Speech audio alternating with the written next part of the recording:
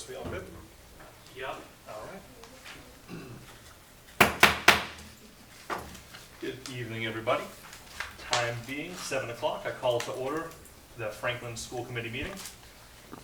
Meetings are recorded by Franklin TV and shown on Comcast Channel 9 and Verizon Channel 29, as well as recorded by Franklin Matters. All right, so on the gate, we have the Pledge of Allegiance. Please stand. And slight change, just everybody right behind us.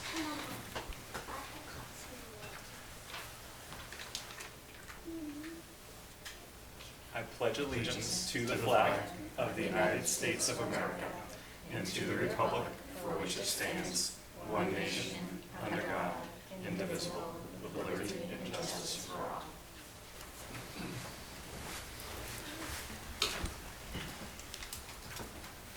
And as is customary, we'll pause for a moment of silence.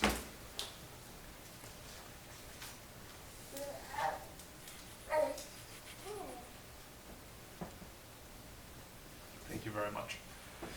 All right. Routine business, review of agenda. Agenda look all right to everybody? Yes. All right. Payment of bills and payroll taken care of. Summertime, so no FHS students. Good for them. But then we'll do superintendent's report. All right, so on behalf of the superintendent, Mrs. Morano and I will be kind of delegating some duties throughout the meeting, so yeah, feel free to direct questions towards us. So some updates for you. We'll start with key school dates. So please take note of the essential dates for the upcoming academic school year. The first day for students is Wednesday, August 28th. First day for kindergarten students is Thursday, August 29th. First day for pre-K ECDC students is Tuesday, September 3rd.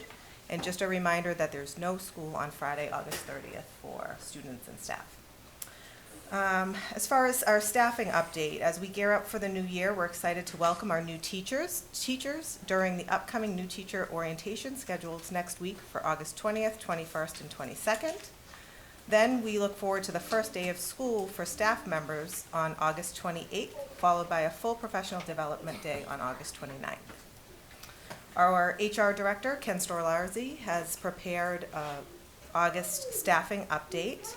So this summer, we've hired 19 teachers and still have positions remaining to be filled or are partway through the hiring process. We continue to hire for open positions. You'll notice the staffing update included in your packet was finalized this morning, so there have been some adjustments and slight adjustments in numbers since then. High school experience. The high school experience for incoming Franklin High School 9th graders was off to an inspiring start. Over 2 days, August 9th and 10th, students engaged in activities designed to achieve 3 primary objectives: to foster connections within the FHS community, to acquaint themselves with the school building, and to establish relationships with fellow students and select freshman teachers. It has been truly heartening to observe our students building new bonds and participating enthusiastically in team-building exercises.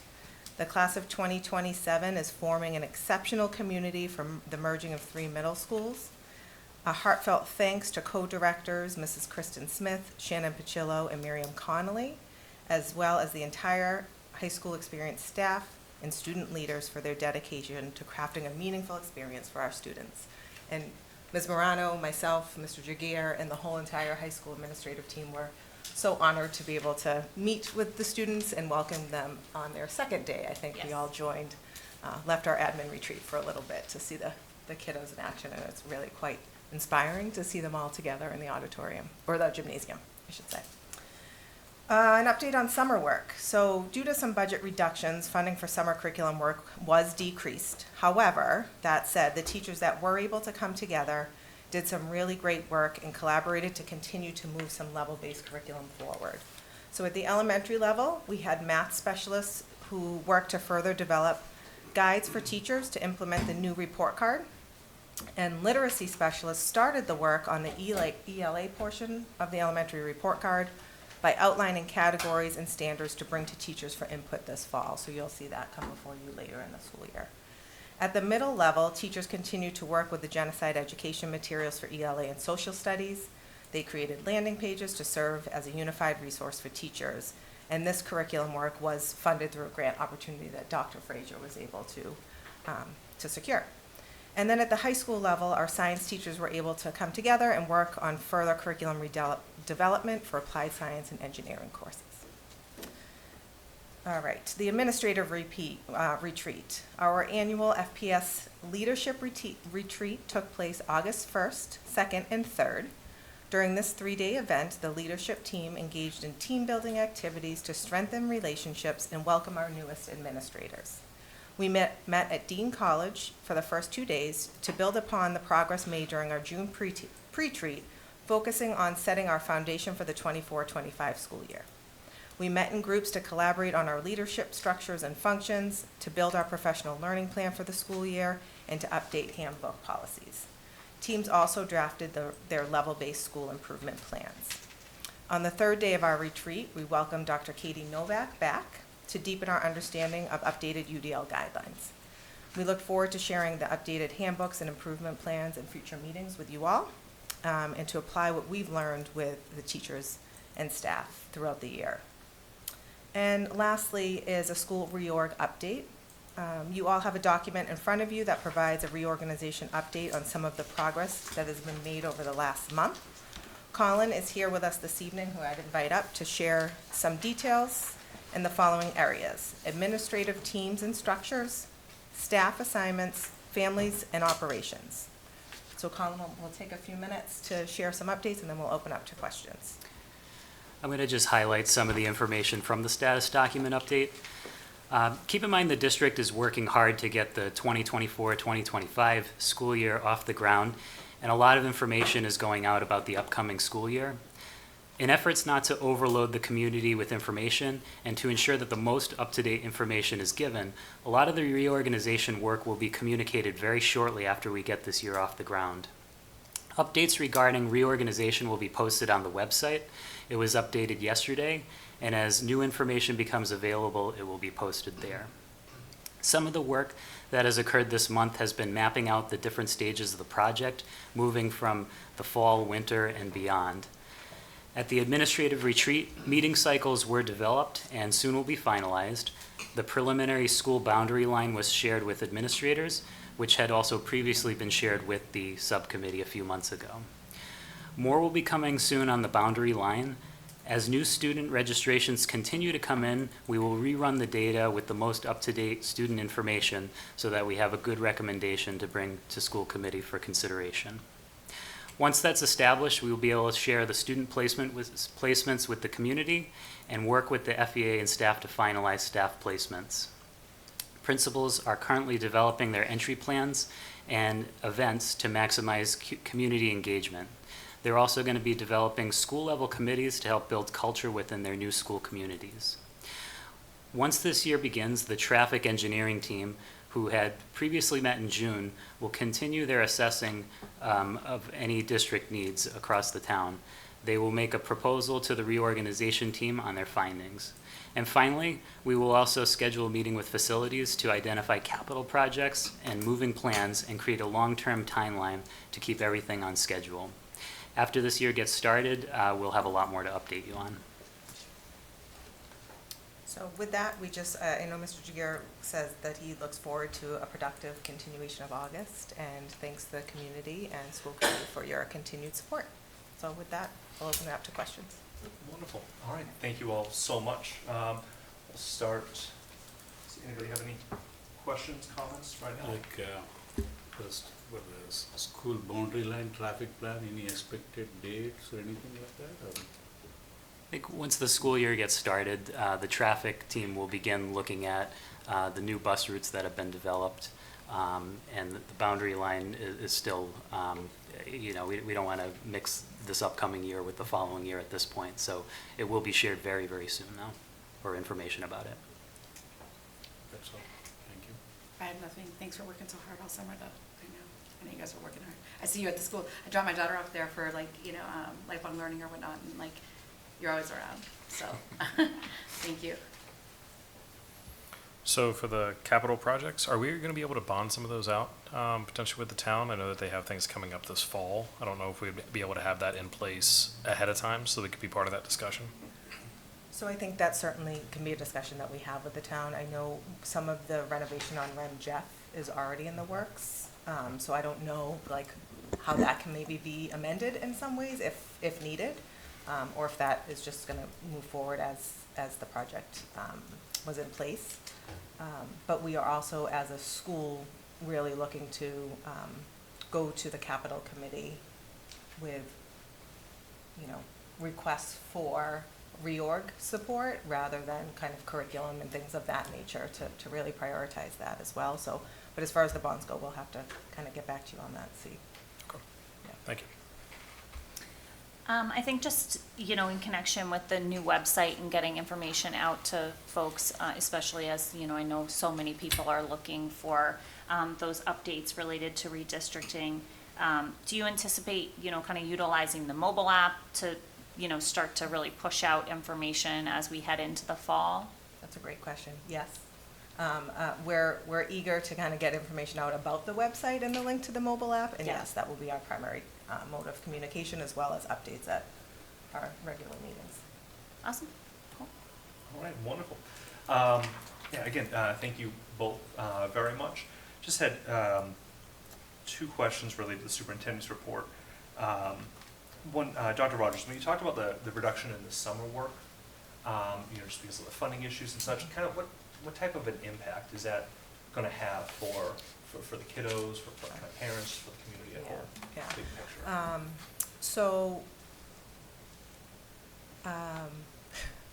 So usually we use summer work time to continue and extend work that's done during the school year. So I think it pauses that work and then extends the work into the school year. And what we're working to do is prioritize professional learning time and utilize that time to kind of be reallocated towards some of the work time that might have at least been able to kind of lay some groundwork and continue the work. So it impacts, how much we're able to achieve in a year as it relates to curriculum development. Yeah. No, thanks, I appreciate that. I know sometimes you kind of hear that and it's, Yeah. especially for, families at home, kind of what does that mean? But especially if you're just saying, like the lack of money that the town's able to provide, this community's able to provide, has that kind of a direct impact is sobering, but helpful to kind of know. And then just quickly with the staffing update as well. How does this summer, in terms of like the staffing and like the numbers of vacancies that we're looking for compared to past years? Maybe outside of COVID. I know that was, kind of wild. But, for typically, kind of what are we looking at? It's probably about the same, but yet I think we're getting resignations later in the summer than we typically get. Usually they come in May and June, but we just recently got one just yesterday. So it's been tough, and it's been again another year of difficulty filling the positions. People just taking other offers, even after they've gone through the full interview process. So they'll think about it, and then we get the phone call saying they took another offer. So.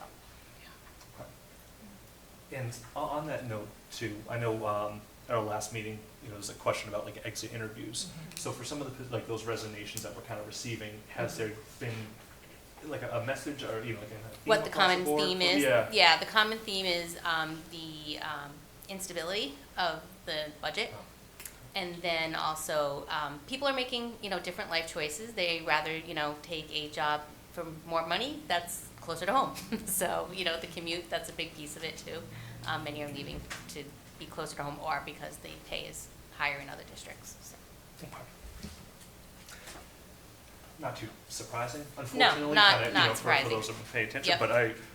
but thanks though for kind of filling in some of those blanks. So, okay, wonderful. Well, thank you so much. I really appreciate everything here.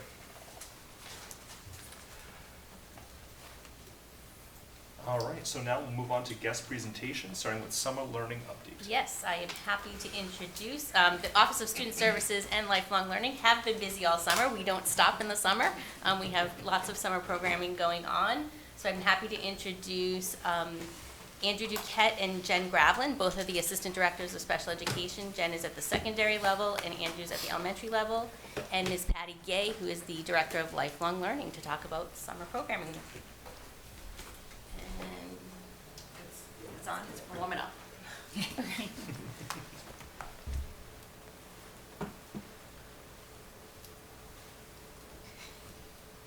coming. This is a bad way to start. It is. It's summer. It's summer. Let's just take it away. There we go. All right. All right, so we can click through here. We're going to talk about the extended school year and then the lifelong learning activities they've been doing. But extended school year we've been working on for a really long time. And Jen and I and Lisa Bestignani, who's considered our ESY coordinator, we started this back in January as far as getting all the information about who's already being recommended and just creating a way for the team chairs and the liaisons at the different buildings to input what services do kids need during the summer. You can see here this is kind of the culmination of the ESY. We went from July 8th to August 8th with the majority of our kids. We still do have a few programs that are in session this week, our NEC partner program. So at JFK, Parmenter, and then Annie Sullivan, they're going to go till Thursday. So they're still getting some services. We do have about 3 locations. So ECDC, we have our Keller Sullivan building where we provide the ESY. Typically we're focusing on the reading, the math, the social pragmatics, those different services. We have a wide range of related services, our OT, PT, speech. So students who need those services in order to not regress over the summer would get those with us. We have all of our specialized programs from K to 8 are in session, and so those students will come for anywhere from 3 to 4 days a week. It is reduced hours from the school year, but like I said, the main focus, prevent regression and allow, in some cases, to just hold on to what you've learned during the school year. For the kindergarten to 22 years of age, we had 264 students recommended across the district. 187 students attended. That doesn't necessarily mean perfect attendance. We have kids who go on vacation, do some different things, but those are the students who end up coming in some capacity. And we had 93 staff that work with us. That's teachers, that's related service providers, that's ESPs, ABA tutors. Those are the people that are working with us over the summer. So, and to say, yes, we had a very busy summer. So not only are our students coming to address their IEP goals and their objectives that they have and keep their skills going through the summer so they don't regress in September, on top of that, we have numerous activities that we encourage for engagement, because it's sometimes no fun going to school in the summertime. So we try to make it more fun for them. So this year we had a visit to the Patriots camp. They usually go every year. They look forward to that. Officer Gove came with Frankie and Ben, as usual, and visited all of our classrooms. Taking advantage of the swings, and we had a freeze pop day.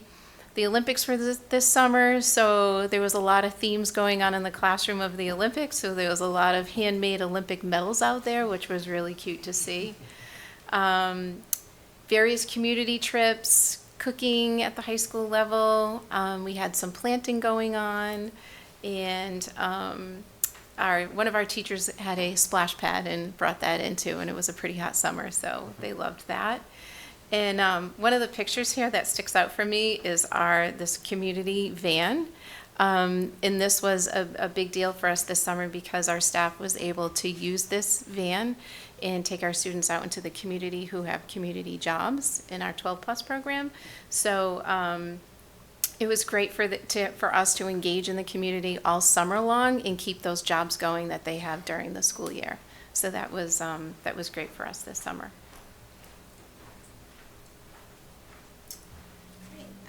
Lifelong Learning had similar dates to the extended school year this year. We started on July 8th and ended on the 9th of August. We ran Solutions Summer Adventure. That was a 5-week program. That's an 8 to 4 program. We do STAR and Ready Set Kindergarten.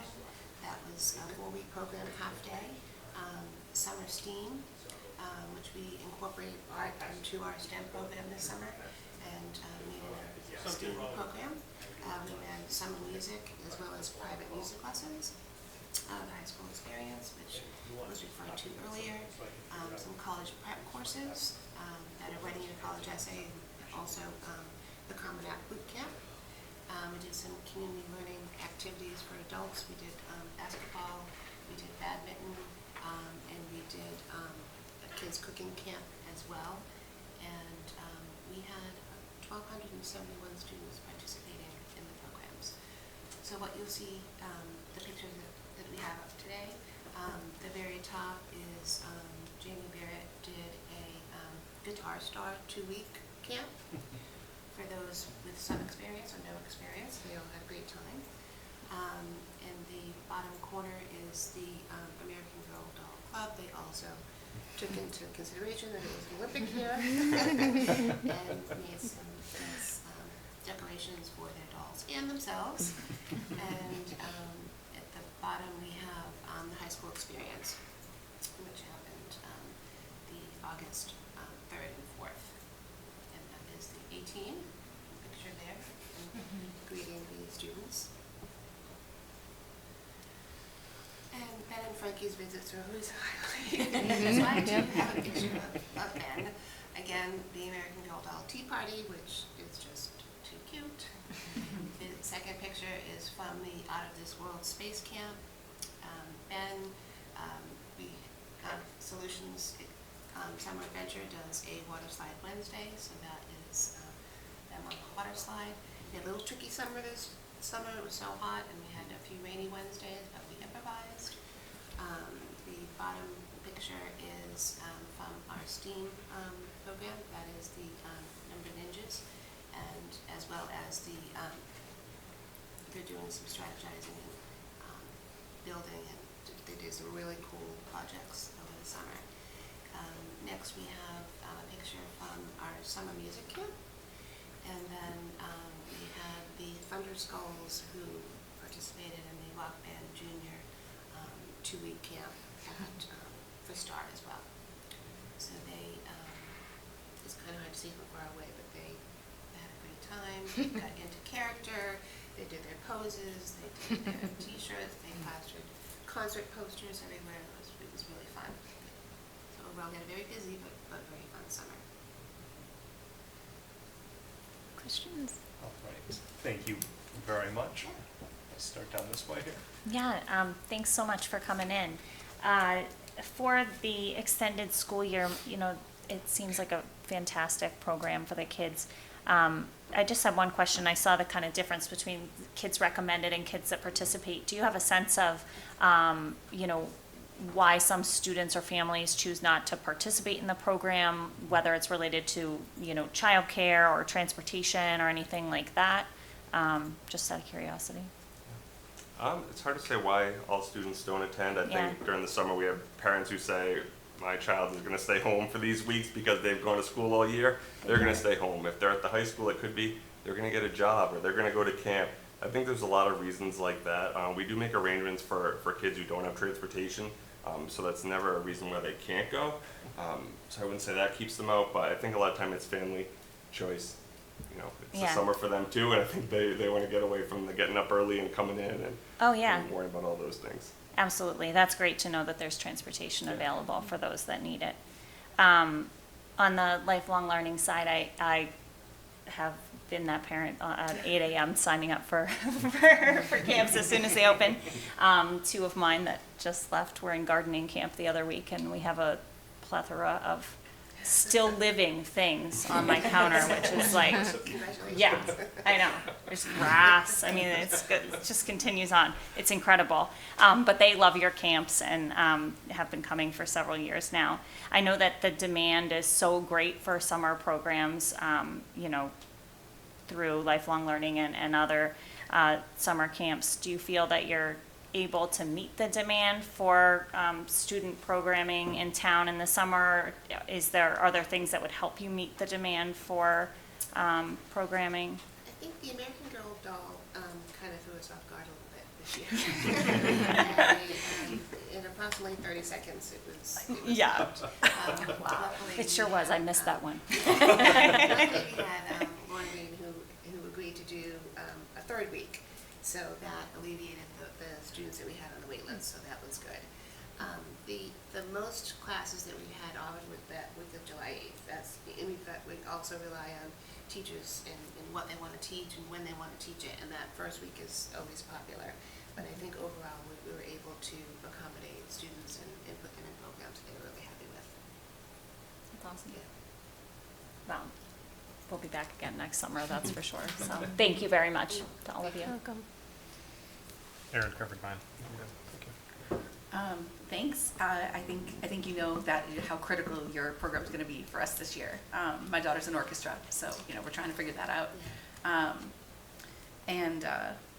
I was curious. I did have a question about the community jobs that you mentioned. 12 plus. I didn't. Yeah, so let us for know, our please. students who are staying, they can stay, if they're on an education plan, they can stay here in Massachusetts till they're 22. So for some of our students who have gone through grades 9 through 12, they have stayed with us because they plan on staying with us till they're 22. Okay. So this group of students, the community is their classroom, basically, at this point. So we have them out in various community jobs. We have a wonderful teacher who makes all kinds of connections that they're out there working on their vocational skills and whatnot. Okay, thanks. Yeah, this is great. And thanks, my daughter also, not to make it all about me, but I just know how popular the music camp is, and so I always give it such a plug because that group of kids, especially that bummed out group of kids this year who are like doing orchestra or whatnot, and just kind of a rocky road here in Franklin with the music program. So thanks for taking care of those kids so well. Yeah, that's all I got. I just appreciate you guys. Public school is not so public anymore, so I appreciate that it's affordable too, because I think like for those 2 weeks it was like $275, which not everybody has that kind of money, but like a lot of camps are a lot more. So appreciate it. Thanks. Yeah, it's very good programs. The attendance is very awesome. How was the attendance like compared with the last year, 2023 versus 2024? I don't have that exact number, but I felt It like was- there were a lot of students this year. Yeah. Especially we have our K-8, we have academic sessions, which are typically reading, writing, or math, and students don't necessarily go to all three. It really depends on kind of what skills we're trying to maintain. But those classes had higher numbers, so I felt like it was very well attended from that standpoint, but I don't have the exact number. Okay, all good. By the way, I like that made Olympic medals, Yeah. Yes, yeah. Thank you. Yeah, no, they do some fun things. You're trying to prevent regression, right? You want to make it a little bit fun to come in. If a student's coming in for reading, they're here for an hour, but there is a snack time. There is a chance to socialize with friends that they might not have seen during the summer. So it's a fun time for a lot of the kids Thank you. and for us. We like to see them. Thank you so much, and especially all the lifelong learning summer programs. My kids always just love that. Have some great memories from a lot of the programs that they've done. So it's always great to see that it continues to expand too. My now 13-year-old or almost 13-year-old daughter would have loved the American Girl doll one a couple of summers ago. One question that we do get in terms of lifelong learning, kind of from the community bunch, is just in regards to the funding. Kind of, could you elaborate on some of the programming that you guys offer? I know there's also sometimes a question mark. Is it coming from the operating budget, or how is that being funded? We're self-sustaining, so the programs that we offer pay for the instructors and any overhead that we have with supplies and things like that. So yeah, we are completely self-sustaining. Yeah. Awesome. Thank you very much for that. That's always great too. And as my colleague mentioned too, I know everything that you guys put on is just so incredibly affordable as well. And so and thank you very much, because it's not a great situation that Franklin finds itself in right now. Yeah. So at least we do kind of have you guys are kind of able to step up Yeah. and offer some of those clubs that the community is unable to afford to do right now. So thank you so much. I appreciate everything you guys do. If I just may, I know Superintendent Jaguar would just want to commend the three of them for their tireless efforts, because they really have not taken vacation. Ms. Morano as well has worked closely with ESY, so I just, on behalf of Mr. Jaguar, who would like to be here this evening, to extend his thanks, but without you all, I mean, you run such great programs, And the staff that come back to these programs every summer that don't even work in the district is a testament to their leadership and dedication. I did have the opportunity at one point to run in, was Mrs. Carnes, I think, led the STEAM camp? Did she? McIntyre. Ms. McIntyre. Yes, Would- yes. I ran into one of the Okay, teachers might have been one of the teachers. and her students, and boy, were they excited about the whole domino, Yeah. the video they created, they shared with me, they planned this whole event It's pretty amazing. over the course of time, which is now posted to the website on the live feed, so I would encourage you to take it's like a 5-minute video It's amazing. that just encapsulates kind of the project and work that they've done, but, yeah, so just thank you all. That was fantastic. Gold medals. Yes, that's right. Sure. Thank you all. Thank Appreciate you. that. Our next, supposed to be guest presentation, but we don't have an official presentation, is the 2024 annual report draft. So in front of you is a copy of that annual report draft. I'll just give a brief synopsis of what it contains. First is a message from the school committee chair, as well as just a small summary of the different committee works. There's also a message from Mr. Giger, and then some information regarding our district vision, our core values and strategic objectives, and then a summary for each of our schools, which talks about quick facts, core values, and their mission statement. We also included this year a little message regarding our valedictorian and salutatorian, as well as a list of all the graduates. So this report will be added in the town's annual report, once approved. Once, not approved, but once it's finalized, I guess. Okay. Any questions from the committee? All right. Okay, Perfect. thank Thank you you. very much. All right, then, moving on, we got discussion action items, starting with letter A. So I know if Superintendent Jagier was here, that he would first, before we take this FEF vote, would want to acknowledge all the hard work and contributions of the FEF over time and the impact that they've had on the Franklin Public Schools. They've supported so many initiatives and projects for students and teachers that have benefited tremendously over the years. And the generosity of the donors and FEF board members certainly does not go unnoticed. You might recall back in May, Roberta and Pandora were here to share a little bit of information about where they've been on details over time. And at that time, you took a vote which created an account to be able to receive the funds. But the votes tonight, which I will read in a moment, that are before you are to accept the funds and ensure that they're used in alignment with FEF's mission and goals, and that we stay true to that. So we're not voting on the total allocation of FEF because they have to continue through a dissolution process, which entails filing tax returns in mid-October, so funds can't be transferred to the school department until that time. They still need to pay attorney fees out of their funds and some tax payments from those funds. But as a rough estimate, I believe we're looking at about $160,000 as a donation to the Franklin Public Schools, which is a tremendous amount of money, and the generosity of the donors over time. So, but again, this vote before you, I'll read at this time, but it's not, again, not to accept the dollar amount of the funds.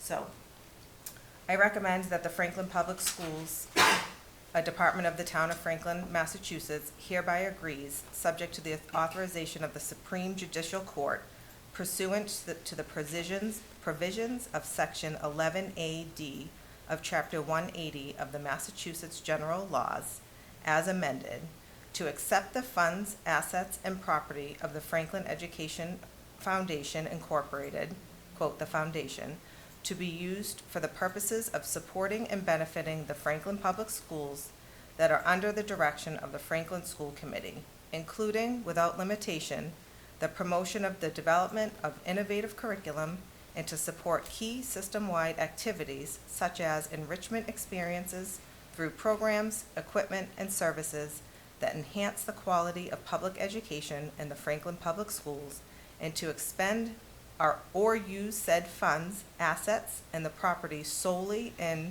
furtherance of the stated purposes and in accordance with the authorization of the Supreme Judicial Court.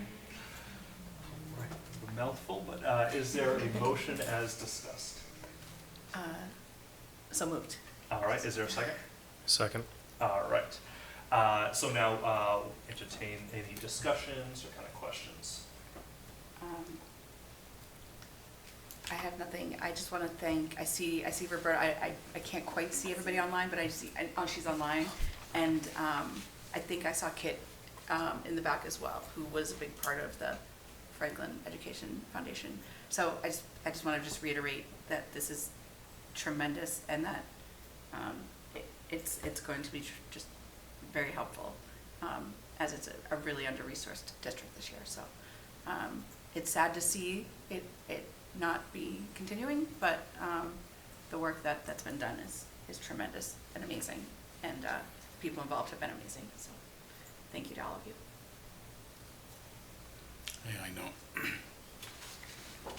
met so many great people in terms of Franklin Education Fund, whoever contributed. Really, thanks for the bottom of my heart, and definitely it's going to go a good job towards the community. Thank you.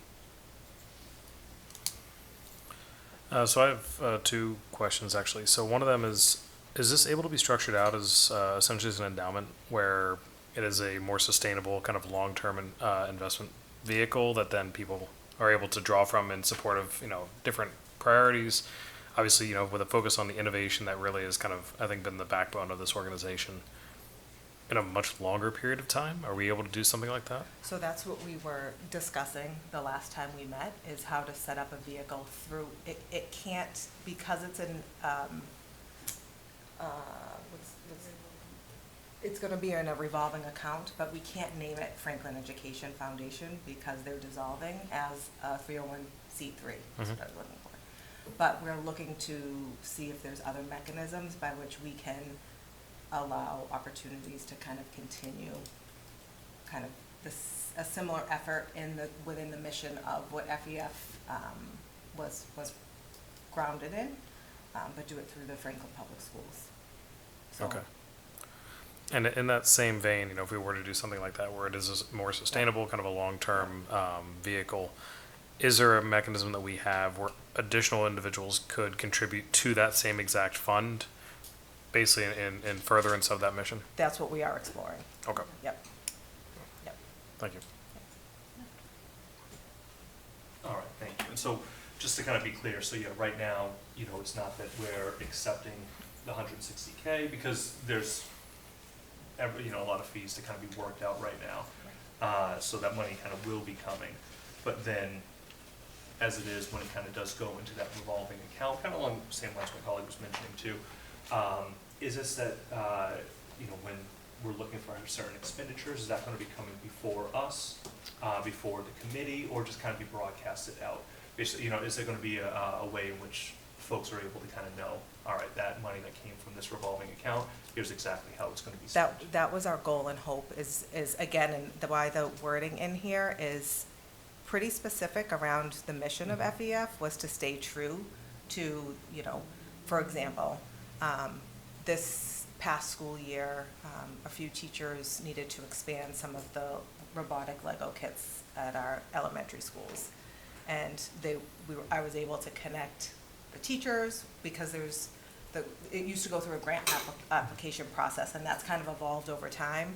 So we are looking to continue that with educators within the district as innovative ideas come our way, to be able to share that and then share out, certainly at school committee. Yeah. That would be terrific. 'Cause yeah, and I do appreciate, and echo my colleagues' statements as well, all those who had been a part of FEF for many years. That's been, since it's been established. They said when Rim Jeff was first built, Yeah. it kind of came around. So I know it's been a while. I know, thank you so much for all the work that has gone into it. Really has made a tremendous difference in our kiddos' lives. And I appreciate everybody, those who had reached out to the schools, so we can kind of start this process as well. So, thank you very much. Anything else is good? Right, go ahead. So just a question more so for us. Would we be able to establish a policy going forward where we can kind of provide guidance to the community as to how we would handle these funds, both on, the overall direction, but then also how people could expect to be informed, actually establish that as a policy where we could say, all right, anytime that there is an expectation for the funds being used, we would then bring it to this committee. It would be public. We'd have the ability to have comment on it, so we could have some community input before we actually vote on that. Before we vote on this? Or before No, we no. vote on the Before, next? so basically, Yeah. as the next step for this, kind of enshrining how it would actually be brought to the community and how people would be assured of the transparency of, basically the mission being continued. So, Go ahead. just so I understand, so to create a internal procedure for, like, expectations around how to communicate with the community and how these funds are used, or to create a school committee policy through the policy subcommittee? So more so to create a policy, setting it as kind of that binding policy from the school committee as to how we would be using the funds and how things would be communicated to the broader community. Okay. We can bring that to policy subcommittee for conversation. I'm not sure how policy impacts revolving funds. So I think we're gonna have to explore that and get back. Okay, thank you. Yep. And I'm sure in terms of like a non-policy, more like that, like a directive or like a standard operating procedure, it would certainly be something where, please correct me if I'm speaking out loud, but we can just kind of tell the superintendent, this is the expectation that we're kind of looking for. I'm just kind of on our policy manual right now, though. But it's definitely something, because I know that like we just kind of we'll have like crowdsourcing, crowdfunding. This is like a topic tonight. That will discuss in a little bit, but that's more for when staff is looking outwards. There's at the next policy subcommittee, that was a discussion of like the other one, which is like the other side of the coin, which is where if funding is coming in, and how we're kind of receipt of that, the non-budgeted items. Yeah. And so, yeah, it's certainly something we can kind of. Yeah, I can do a little exploration on that just to see what other policies are out there written around utilizing revolving account funds. So I'll get back to you. Sounds good, thank you. Any other questions? I was just gonna say that, and it might be a situation where we sort of get that mission statement out from Roberta and Pandora, and just make sure that, as, like, before we vote on taking the money, that's what it is. So we might be able to be kind of hand in hand with them. Because they're ultimately the ones who are soliciting funds from people, and they know clearly what the messaging was, which I believe revolves around creative needs of teachers to be supported. So, yeah. I'm sorry. Okay. No, I appreciate that. Sounds good. Okay. All right. All right, so now the vote will come on a motion. All those in favor signify by saying aye. Aye. Aye. Opposed? All right. Motion passes. Okay, so part B, I recommend that the superintendent of schools is authorized to take all action required or desirable to carry out the foregoing vote, including but not limited to signing an assent to the foundation's motion for entry of interlocutory order, and upon receipt of the donations, signing an affidavit of receipt. All right, is there a motion as discussed? So moved. That one to Paul, second to Luann. Second, sure. Any discussion, questions? All right, seeing none, the vote will come on a motion. All those in favor signify by saying aye. Aye. Opposed? All right, thank you very much. So next up, we got policy first read. Oops, nope. Nope. Yes, sorry. I'm dying for the 1 million, what can I say? You got your motion. Don't worry, we'll get to consent agenda, I promise. I recommend eliminating policy JJEA, crowdfunding, and moving JBEBD, online fundraising and solicitations crowdfunding, to a second reading as detailed. All right, is there a motion? So moved. Second? I second that. All right. Discussions, questions? I'll kick it off to the policy chair. So the basic gist of it is knowing the environment that we're walking into, the under-resourced district. We wanted to make sure that teachers, as many teachers do in different towns, can put out like Amazon wish lists and things like that, and the teacher and the parents can, donate. But it's a lengthy policy because there's nuance to it. We don't want pictures of any children being used on there. We want to make sure that it's all approved by the principal, that it becomes the property of the schools, that it is for curriculum purposes, and just, to make sure that the policy is very tight, so that, and also that teachers are sending it out with mass correspondence and not necessarily to specific parents and things like that. So that's kind of the housekeeping that we did to it, to just make it a little more clear and easy to follow. And I want to thank you and also Dr. Rogers for all the work that went into delaying, kind of putting this in front of us and in front of the subcommittee. So thank you very much. Appreciate it both. But questions, discussions? And I guess I'll talk again. I just wanted to the teachers that are listening. I want to encourage your creativity in this. If it's relevant to the curriculum you want to, it sort of allows you to go beyond the 2 blue folders, 1 yellow folder, a notebook. I think there's a lot of parents out there that are willing to help support us this year while we figure out what we're going to do going forward.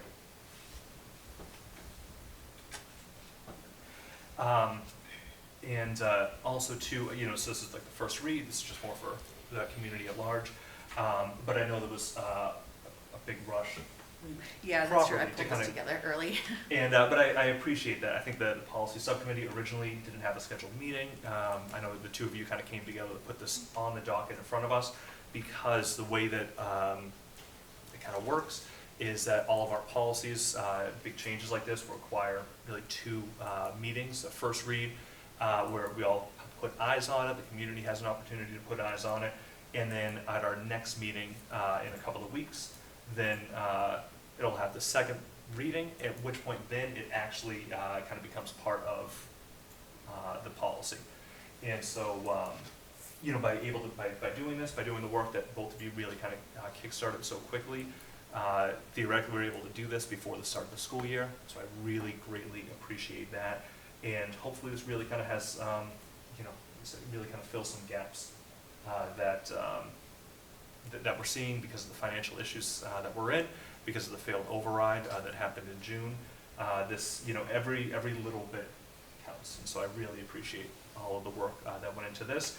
And I know there was a lot of community members too that had already kind of reached out, seeing this was on the agenda, and are ready to go. And I thank you all for that as well. And so hopefully we'll be able to really kind of hit the ground running.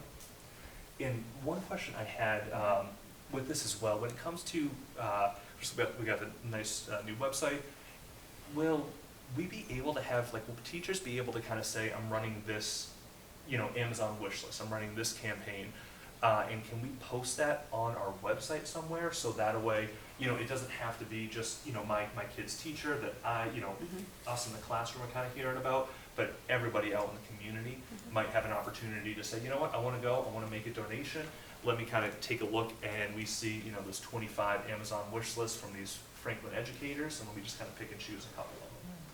I believe, sorry, go ahead. So I think my interpretation of how we've worded paragraph 5 is around the idea of communication methods have to be mass communications. So I think in that vein, that yes, kind of posting to a site could potentially happen. The one thing I would wonder about is logistically right now, the new launch of the website doesn't have classroom teacher pages.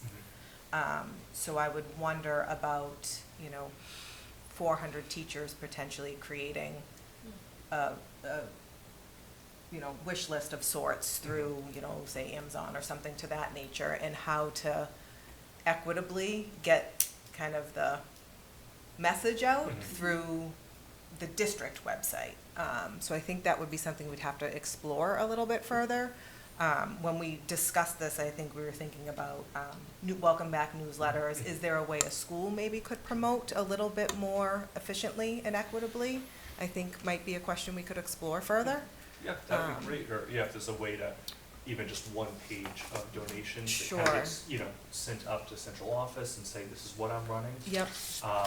But yeah, if that might be able to be explored a bit Sure. further, that would be fantastic. But I greatly appreciate all the work that went into this, and how this really kind of jumped to the top of the priority list. So, any other questions, comments? Seeing none, vote will come in a motion. All those in favor, please say aye. Aye. Opposed? All right, first read passes. We have D, one-time fund acceptance. All right, here we are, Ms. Sorry. Marina. I recommend the acceptance of $1 million from the town as one-time funds as detailed. Is there a motion? Take a motion to. Is there a second? Second? All right, discussions, questions?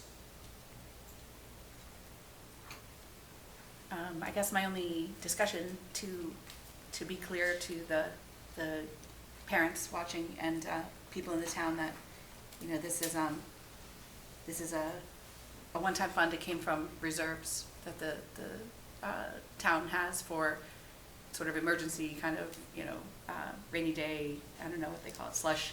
So it's not something that we're able to take and fund positions with. So, we're doing the best we can with what we've got.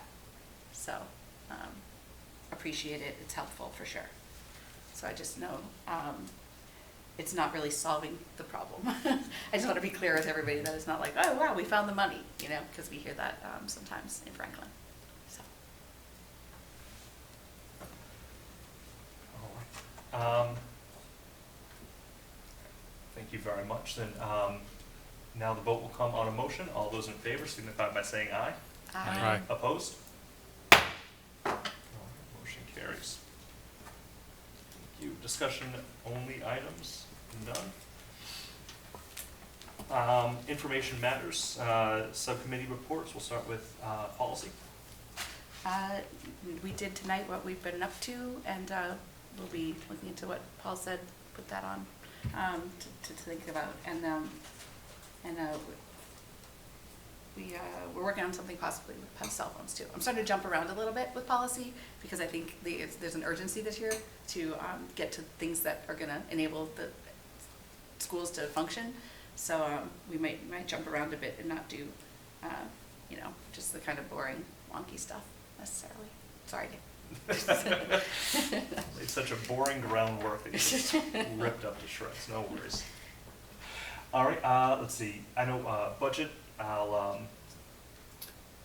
will say this for Vice Chair McNeil that it should be on the books. It's been discussed for a joint budget subcommittee meeting for September 11th. And so again, that'll be members of the town council budget, school committee budget, and members of FinCom as well. And this was something that was initiated and discussed almost immediately after the failed override, because as been mentioned at multiple meetings, looking ahead to the next fiscal year, the town already faces a $3 million shortfall. So just to kind of maintain exact level services, there's still $3 million that would have to be cut. And so there'll be a joint budget subcommittee in September, and I believe there's also one already being discussed and planned for October as well, and really just kind of moving forward to discuss just like the long-term financial picture of Franklin and what we need to do, such as another override, to be able to kind of bridge the gap, not just of the $3 million shortfall that we know for a fact that we face, but also how we as a community want to grow and maybe not even necessarily grow, but just reclaim what's been lost over the years. So just kind of toss out that quick plug. We'll say too, in terms of community relations, I believe there's a farmer's market event coming up.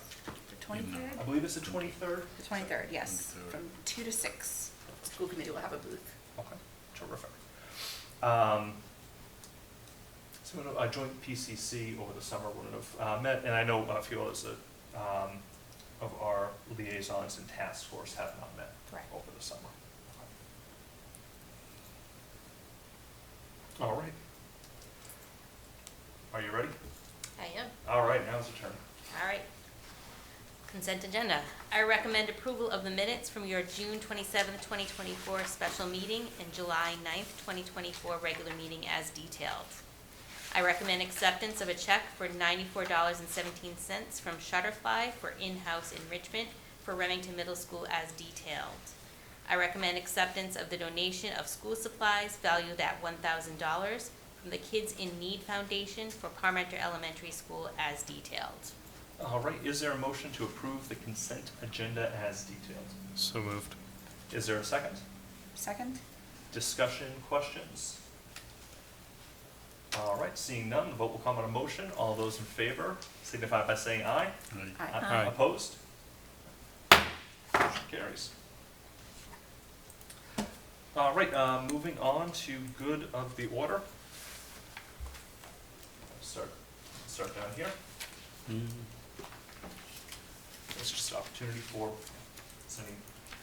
Yeah, I just want to request Dr. Rogers and rest of the team, as we discussed it, to put an item in the about that Franklin Education Fund to update the committee regularly, how the funds is being used, and as Paul discussed, need a transparency of the, a lot of people discussed with me as well.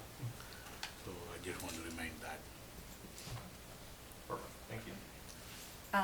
Something I brought up today that I think is worth mentioning is with the Horace Mann Middle School specifically has a speaker come in. I was invited last year. I'm sure we all were, and I got in to see her. Her name is Janet Applefield. She's a Holocaust survivor, one of the only Holocaust survivors that's still around.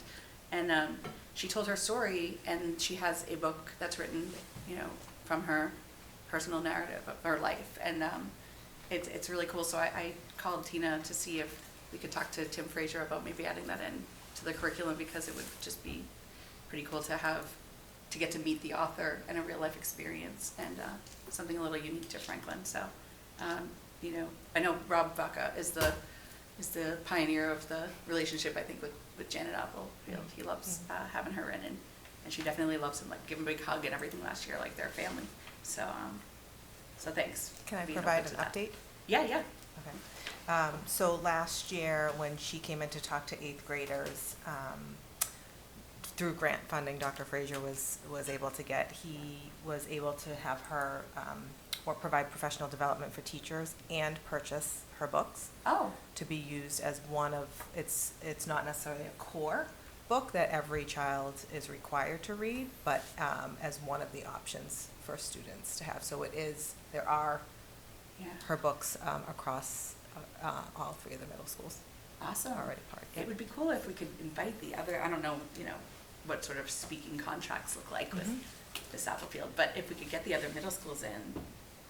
She did visit all 3 middle Does she do schools that? Okay, last good. year. Yes, Yeah, last I year. was hoping So that I was don't the know if case. that was the first year. I can do some follow-up, but she did last year visit all 3. Yeah. So I would say to parents, like, what a cool experience for your kid to read this. So I want to encourage, my daughter happens to be in 8th grade this year, so I'll nudge her to read that book. It'll be a cool experience for them.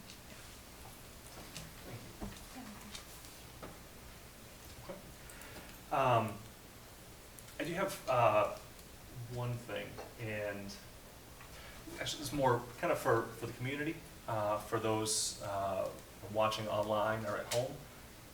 This is typically one of the lowest attended meetings. I don't know why, August, I don't know. couldn't tell you. But I greatly appreciate everybody who is listening right now to this. You're kind of like the super listeners. This is one where, if you're on Audible, sometimes you can't get that little badge notification, and stick with the Olympics, the gold medalist, for listening in for this August meeting.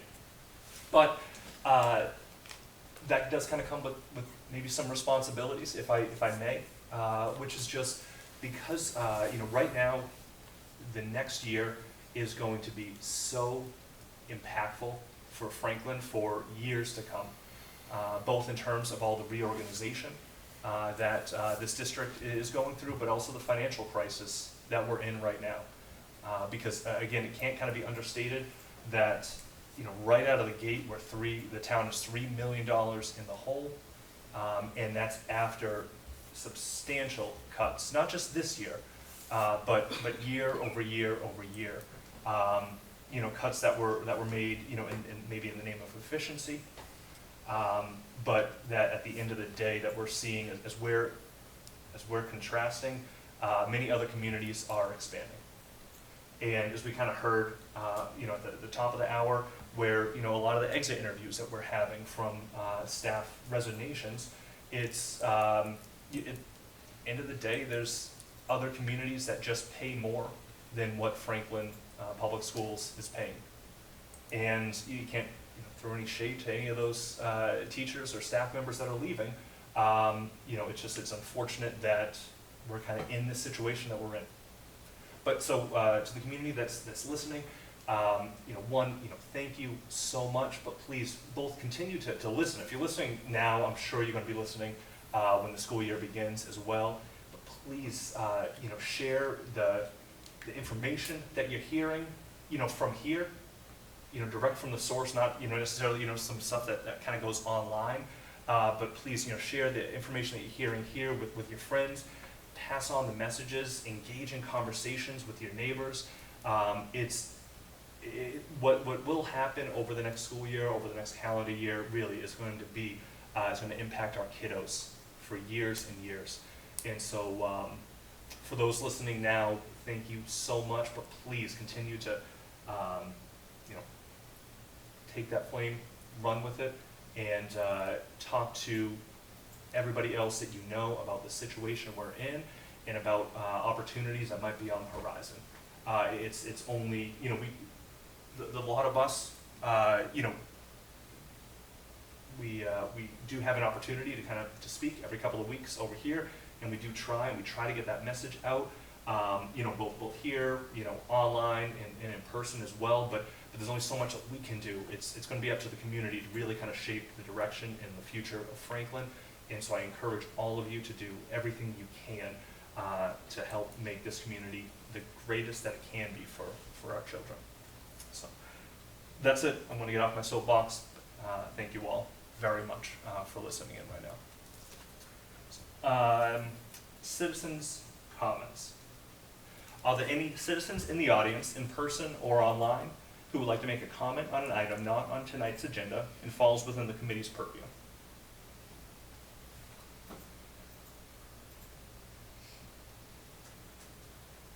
All right, and nobody online in Zoom land? All right, then off to new business. Our next meeting is April 27th. We will have our yearly handbook presentation come before you as well as for your approval.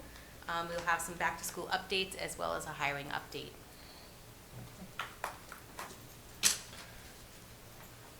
All right, so now I will make a motion to adjourn.